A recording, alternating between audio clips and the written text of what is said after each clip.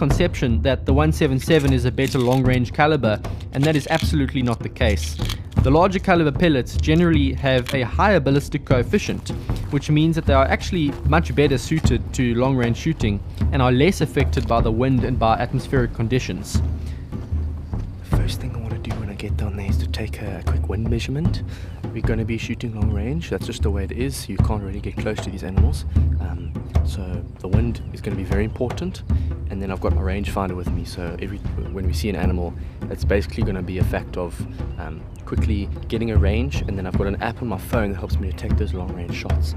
It'll tell me exactly how much to hold off, and hopefully when I take a shot you'll be able to see through the scope cam how much I'm actually adjusting for each shot. It's always fun to watch. We start getting close to the cliff, and we make sure to stay as quiet as possible as we near our shooting position. We set up on a flat rock that overlooks the cliff face, and Nico immediately starts glassing for movement. It's not long before we spot our first animal. Okay, Matt, there's a couple. 73 meters. Oh, 73, okay. I cock the rifle, press record on the scope cam, and I hold 2.8 mil dots for the 73 meter shot.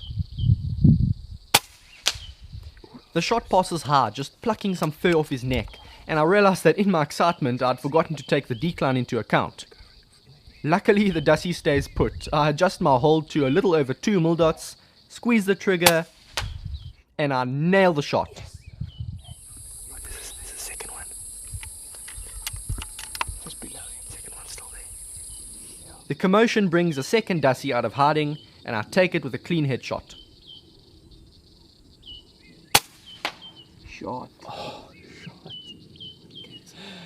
I'm flipping happy at that distance. Yo, I can't get better than that. And the best part is that after the first one, the second one just looked a bit bewildered. I think if I was using a louder gun, they would have freaked out and ran out. But this gun is just so quiet, I didn't even hear that one coming.